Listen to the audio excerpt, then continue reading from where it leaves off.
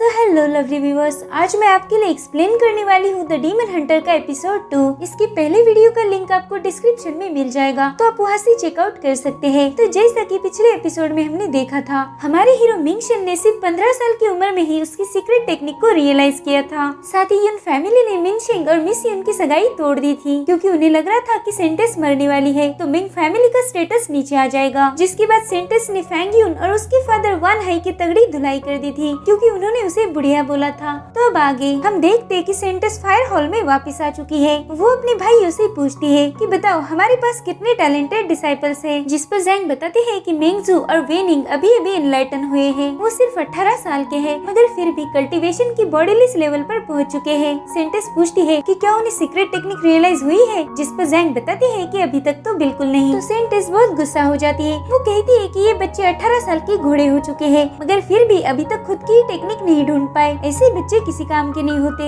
जिसके बाद वो मिंगशन के बारे में पूछती है, तो मिंगशन के फादर बताते हैं कि वो कई दिनों से सीक्रेट टेक्निक की स्टडी कर रहा है, मगर उसे भी वो रियलाइज नहीं हुई और इस चक्कर में वो कल्टीवेशन में भी बहुत पीछे रह गया है। तो अब सेंटेस एक आदेश जारी करती है, उनके क्लैन के सभी डिसाइपल्स के रिसोर्सेज डबल किए जाए और उनमें से जो भी डिसाइपल सबसे पहले सीक्रेट टेक्निक को रियलाइज करेगा, उसे मिंग फैमिली की सेंट की पोजीशन का कैंडिडेट बना दिया जाएगा। मतलब सेंटेस के बाद वो उसकी पोजीशन ले सकता है। दरअसल इन लोगों को पता ही नहीं था कि मिंगशन ने तो ऑलरेडी उस सीक्रेट टेक्निक को रियलाइज कर लिया है। वहीं दूसरी तरफ हम मिंगशन को देखते हैं, जो अपने माइंड पर फोकस करता है और तभी बटरफ्लाइज की सारी एनर्जी उसके अंदर आकर वो कॉन्शियस माइंड में पहुंच जाता है। वो देखता है कि उसका एनर्जी बॉल एक छोटे बेबी में बदल चुका है। वो उसे टच करता है, मगर वो तो एक इल्यूजन जैसा दिख रहा था। और तभी वहाँ पर बाई वे आकर मिंगशन पर अटैक कर देती है। जिसके बाद वहाँ पर मास्टर गेन हाउ भी पहुँच जाते हैं। पहले तो मिंगशन बहुत कंफ्यूज था कि आखिर ये सब क्या हो रहा है, क्योंकि इसके पहले उसकी माइंड स्पेस में सिर्फ डीमंस ही आते थे, मगर अब इंसान भी आने लगे थे, और खासकर वही लोग जिनके साथ मिंगशन ने फाइट की थी।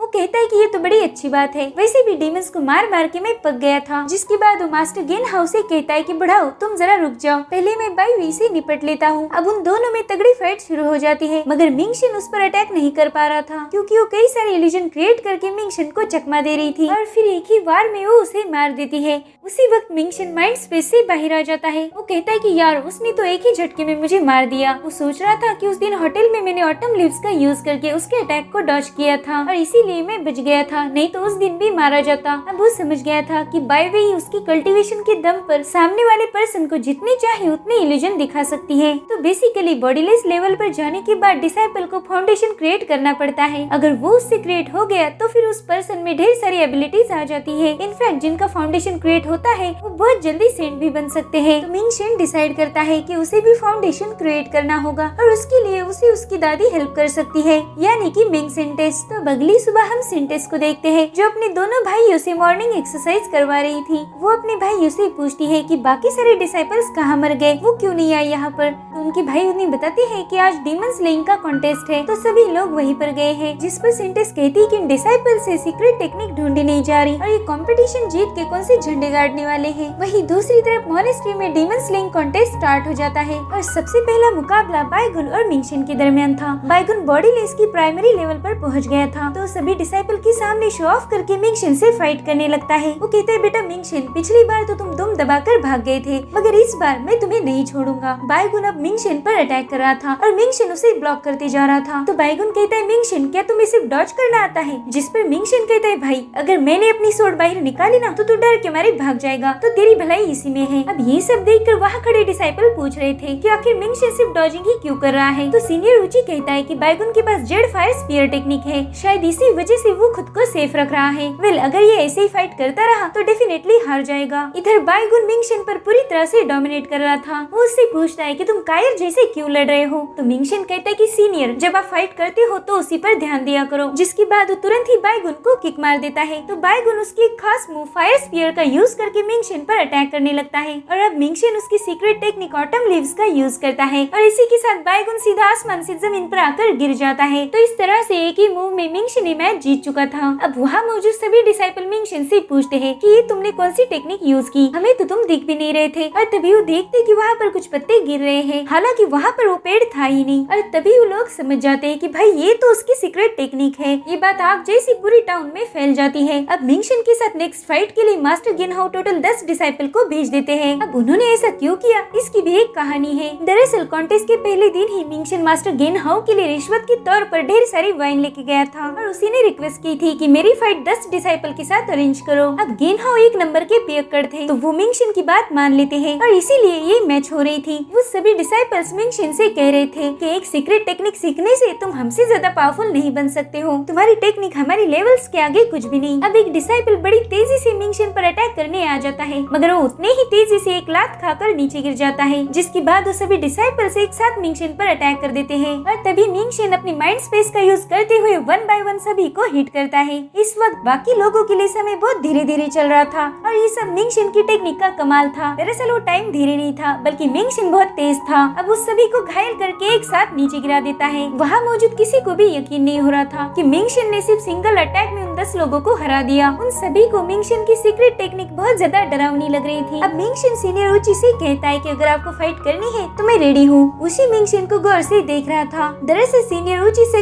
एल्डर्स में शामिल होना चाहता था मगर अब मिंगशन की पावर्स को देखकर वो समझ गया था कि उसका चांस लगना नामुमकिन है, जिसके बाद वो डाइस पर उतर जाता है। सीनियर उची मिंगशन से कई गुना ज्यादा पावरफुल था मगर मिंगशन की सीक्रेट टेक्निक की वजह से उसे हराना नामुमकिन था। तो अब उन दोनों में फाइट शुरू हो जाती है। सबसे पहले तो उची मिंगशन पर हमला करता है लेकिन मिंगशन उसे डिफेंड करते हुए ऑटम लीव्स का यूज करता है। मगर हैरत की बात ये थी कि मिंगशन के हर एक अटैक को उची देख रहा था, जिस वजह से उन अटैक्स को डॉज करना काफी आसान हो गया था। अब मिंगशन उस पर एक फाइनल अटैक करने जाता है मगर तभी उची अपना फाउंडेशन एक्टिवेट कर देता है। उसका नाम था डार्क क्लाउड वेव और वो इतना ज्यादा पावरफुल था कि मिंगशन को थोड़ा पीछे हटना पड़ता है। अब उची मिंगशन से कहता है कि मेरी कल्टीवेशन की लेवल तुमसे बहुत ऊपर है मगर फिर भी तुम्हारी जो ऑटम लीव्स की टेक्निक है वो काफी इम्प्रेसिव है, तुम उस टेक्निक से मुझे अच्छी टक्कर दे रहे थे। अब उची अपने कपड़े उतार देता है और तभी आसमान में बादल गरजने लगते हैं। मिंगशन को तो कुछ भी समझ नहीं आ रहा था और तभी उची के आसपास एनर्जी जमा होने लगती है। उसकी ऑरा इतनी खौफनाक थी कि सभी डिसाइपल उससे डरने लगते हैं। अब उची मिंगशन से कहता है कि जब तुम बॉडीलेस लेवल पर पहुंचते हो तब तुम्हारी बॉडी में बहुत से बदलाव होते हैं और तुम्हारी पावर्स एक सेंट जितनी हो जाती है। तो अब तुम मेरे फाउंडेशन में जीत कर दिखाओ तो मैं मानूंगा कि तुम में दम है। मिंगशन देखता है कि उसमें एक सेंट जितनी पावर्स थी, जिसके बाद वो उस पर अटैक कर देता है मगर डार्क क्लाउड डीमन बॉडी की वजह से ऊंची पर कुछ भी फर्क नहीं पड़ता। वो कहता है मिंगशन अब तुम मुझ पर कितने भी अटैक करो मुझ पर कोई असर नहीं होगा। तो मिंगशन अपनी पूरी ताकत से उस पर अटैक कर देता है और होता भी वैसे ही है, उसे कुछ भी नहीं होता। जिसके बाद मिंगशन उस पर लगातार अटैक कर रहा था मगर ऊंची उस पर भारी पड़ता है। तो मिंगशन ऑटम लीव्स के एक्सट्रीम लेवल को एक्टिवेट करके बड़ी तेजी से ऊंची पर अटैक करता है मगर ऊंची उसे ही अपनी नाखूनों से घायल कर देता है और उस पर ढेर सारे पंचेस की बारिश करके जमीन पर पटक देता है। अब मिंगशन समझ चुका था कि ऊंची उसके अपोनेंट की पावर को एब्जॉर्ब करके उसी पर अटैक करता है। तो वो ऊंची से कहता है कि सीनियर मुझे लगता है कि आपका सेंट फाउंडेशन पावर खींचने का काम करता है। जिस पर ऊंची कहता है हाँ तुम सही समझे, यही मेरी पावर है, इसी से मैं दूसरों की पावर खींचकर खुद की स्ट्रेंथ बढ़ाता हूँ। अब मिंगशन कहता है सीनियर आपको पता है मेरे मूव को ऑटम लीव्स क्यों कहा जाता है, क्योंकि उसके एक ही अटैक में 3 मूव्स है। और फिर मिंगशन उसे दिखाता है अपनी एक और सीक्रेट टेक्निक जिसका नाम था विंडी सॉन्ग। पहले तो मिंगशन ऊंची को उसमें घेर लेता है, जिसके बाद एक और secret technique sad fan autumn wind से वो ऊंची पर अटैक करता है और इसी जबरदस्त अटैक की वजह से ऊंची ये मुकाबला हार चुका था। मिंगशन की पावर्स को देखकर सभी के मुंह खुले के खुले रह गए थे। अब सभी डिसाइपल्स मिंगशन को चीयर्स करने लगते हैं। एक सीनियर को हराने की वजह से मिंगशन को सीनियर का खिताब मिल चुका था और ये सब देखकर मिंगशन को याद आता है कि उसने सिर्फ 6 साल की उम्र में ही तलवारबाजी के लेसन लेने शुरू किए थे। वो हर रोज मास्टर गिनहाउ के साथ प्रैक्टिस करता था। 8 साल की एज तक वो तलवारबाजी में माहिर हो चुका था और फिर 12 साल की एज में मास्टर गिनहाउ ने उसे फॉलन लीफ सोर्ड की टेक्निक सिखा दी और कॉन्टेस्ट के एक दिन पहले ही उसने ऑटम लीफ की सेकंड मूव विंडी सॉन्ग सीखी थी। वो कहता है कि इतने साल मुझे सभी ने ताने मारे कि मैं कल्टीवेट नहीं करता मगर मैंने उन पर कभी ध्यान ही नहीं दिया, मैं बस प्रैक्टिस करता रहा और आज सभी लोग मेरे लिए चीयर्स कर रहे हैं। इसकी उम्मीद मैंने कभी नहीं की थी। अब सीन शिफ्ट होता है और हम फैंग यून को देखते हैं जो अपनी बेटी मिस यून को बता रहा था कि मैंने मिंगशन से तुम्हारा रिश्ता कैंसिल कर दिया है। इतना ही नहीं मैंने तुम्हारे लिए एक दूसरा रिश्ता ढूंढा है। वो लड़का बहुत ही ज्यादा हैंडसम और मजाकिया है और सच बताओ तो मिंगशन उसके आगे कुछ भी नहीं, तुम्हें वो बहुत पसंद आएगा। जिस पर यून अपने फादर से पूछती है कि क्या वो मुझे माउंटेन्स में घुमाने ले जाएगा तो वो कहते हैं अरे हाँ बेटा वो तो तुम्हारे साथ सनसेट भी देखेगा, तो अब तुम्हारी मर्जी पूछने के बाद मैं रिश्ता फाइनल कर देता हूँ। जिसके बाद फैंग यून उस गेंडे बाइशुन के पास आ जाता है और कहता है कि बाइशुन जी मुझे माफ कर दीजिए, आने में थोड़ी देरी हो गई। तो बाइशुन कहता है अरे अरे अब आपको माफी मांगने की जरूरत नहीं है, मैं तो आपका होने वाला दामाद हूँ। और यहाँ पर हमें समझ आता है कि पागल फैंग युन ने अपनी बेटी का रिश्ता बाइशुन से तय कर दिया था और बेचारी उसकी बेटी को पता ही नहीं था।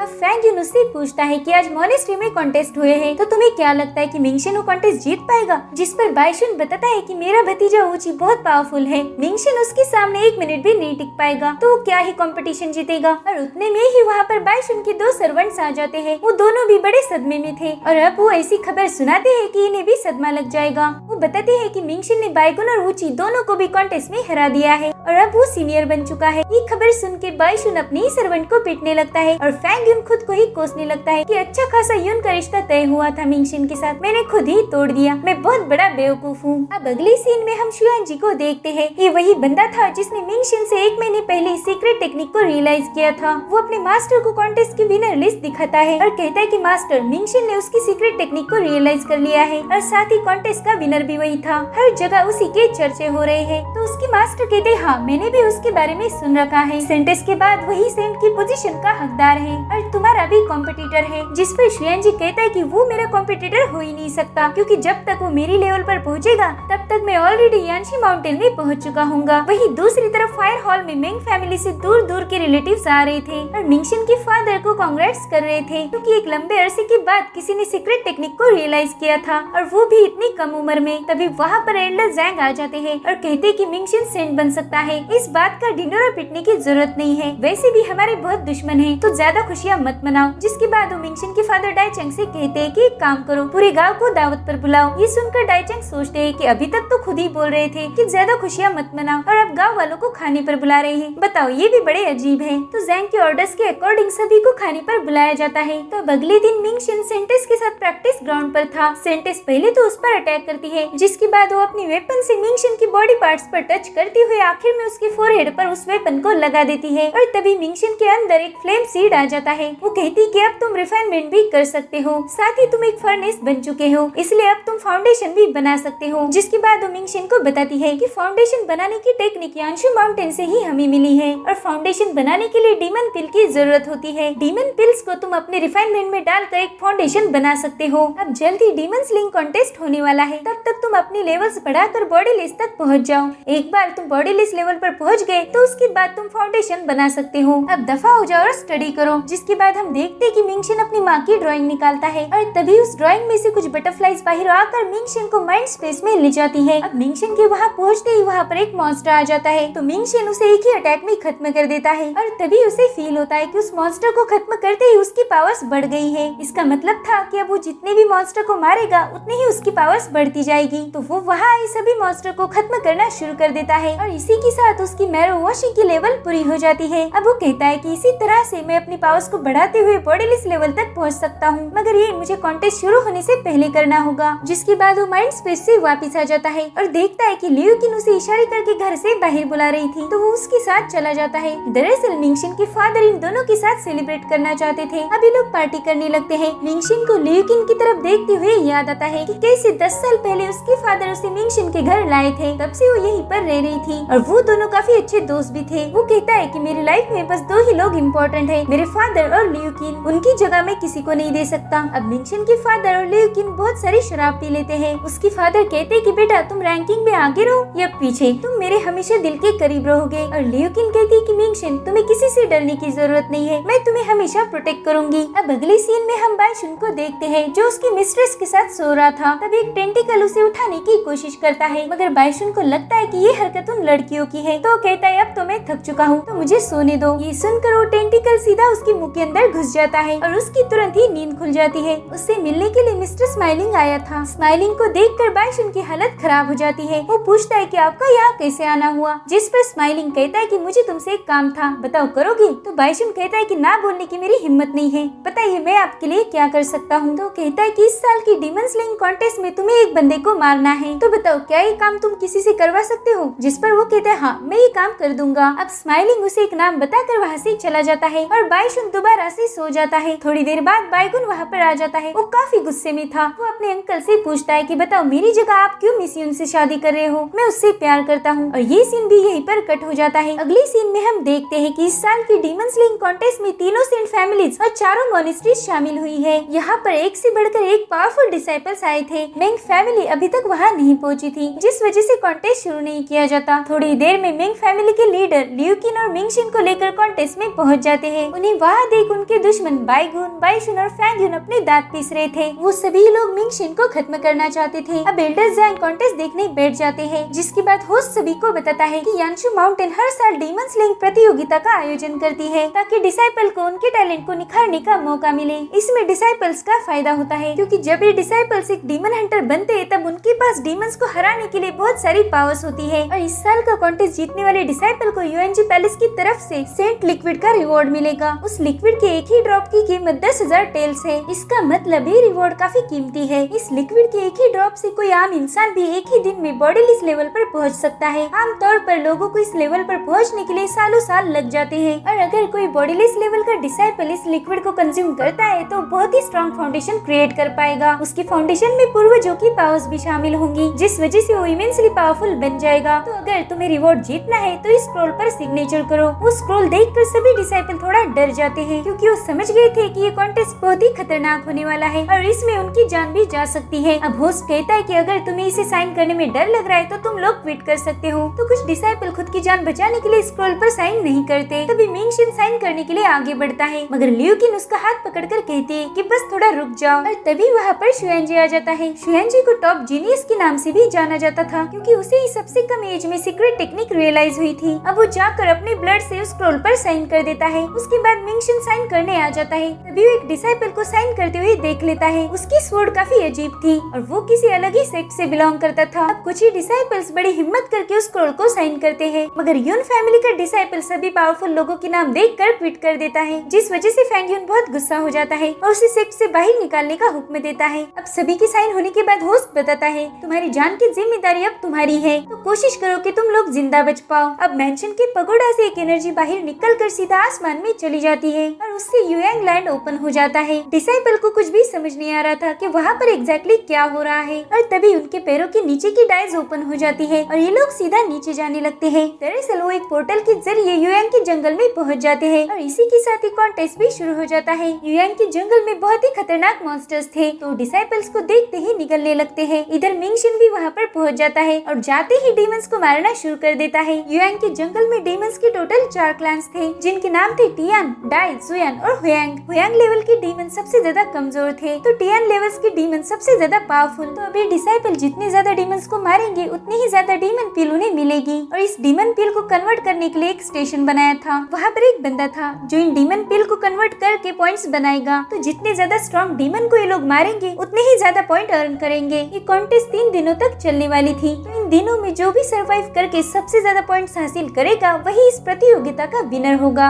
अब हम देखते हैं कि डिसाइपल जितने भी पॉइंट्स कमा रहे थे उनके स्कोर्स पिलर्स के जरिए सभी को दिखाए जा रहे थे, लेकिन अभी तक सिर्फ शुएनजी ही सबसे हाईएस्ट था, क्योंकि उसी ने जंगल में बने स्टेशन पर ढेर सारे डीमन पिल्स जमा की थी। इधर मिंगशिन हुयांग डीमंस के इलाके में पहुंच गया था। तभी वहाँ पर ढेर सारे फ्लाई डीमंस आ जाते हैं, तो मिंगशिन विंडी सॉन्ग को एक्टिवेट करके उन्हें खत्म करना शुरू कर देता है, लेकिन वो फ्लाई डीमंस बहुत ज्यादा थे इसलिए खत्म होने का नाम ही नहीं ले रहे थे। तो मिंगशिन उन्हें अपनी स्वॉर्ड से काटना शुरू कर देता है। अब उन सभी फ्लाई डीमंस को खत्म करके उसे ढेर सारी पिल्स मिल जाती है और उतनी डीमन पिल एक फाउंडेशन क्रिएट करने के लिए काफी थी। वहीं दूसरी तरफ हम बाईगुन को देखते हैं, जो अपने डिसाइपल के साथ काउंटिंग स्टेशन पर पहुंच जाता है। उन्होंने जितने भी डीमंस को किल किया था उन सभी की पिल्स लेकर वो वहाँ मौजूद लड़के के पास दे देते हैं, जिस वजह से बाईगुन के पॉइंट बढ़ जाते हैं और ये देखकर उसका अंकल बाईशुन बहुत खुश हो जाता है। मगर मिंगशिन के फादर को बहुत टेंशन हो रही थी, तो मिंग फैमिली के हेड कहते हैं कि तुम फिक्र मत करो, तुम्हारा बेटा बहुत स्ट्रॉन्ग है तो सब कुछ ठीक हो जाएगा। उनकी बातें सुनकर बाईशुन उनका मजाक उड़ाता है। वो कहता है कि मिंगशिन तो अभी भी 0 पर है, शायद उसके साथ कुछ बुरा हुआ है, मुझे तो लगता है वो मर गया होगा। अगर तुम चाहो तो मैं उसके लिए कॉफिन रेडी कर सकता हूँ। अरे हाँ, मैं तो भूल ही गया, वहाँ पर तो डीमंस भी है, तो अगर मिंगशिन उन्हीं का खाना हो गया होगा तो फिर उसे कॉफिन की भी जरूरत नहीं पड़ेगी। जिस पर फैंगयुन कहता है कि मिंगशिन को बहुत ही जल्द कॉफिन की जरूरत पड़ने वाली है, अगर वो जंगल से जिंदा लौट भी आया तो भी इधर मारा जाएगा। वहीं दूसरी तरफ मिंगशिन रिफाइनमेंट बुक लेकर लेकर बैठा हुआ था। वो फॉर्जिंग प्रोसेस को स्टार्ट करके फाउंडेशन क्रिएट करने लगता है। उसके पास ढेर सारी डीमन पिल्स थी जिनका यूज करके वो फाउंडेशन क्रिएट कर सकता था। वो कहता है कि फाउंडेशन बनाने के लिए लगभग 1 साल का टाइम लगता है, लेकिन सेंट जूरोंग की रिफाइनमेंट प्रोसेस बहुत ही जल्दी फाउंडेशन बना सकती है, क्योंकि ये प्रोसेस खुद जूरोंग ने ही बनाई थी।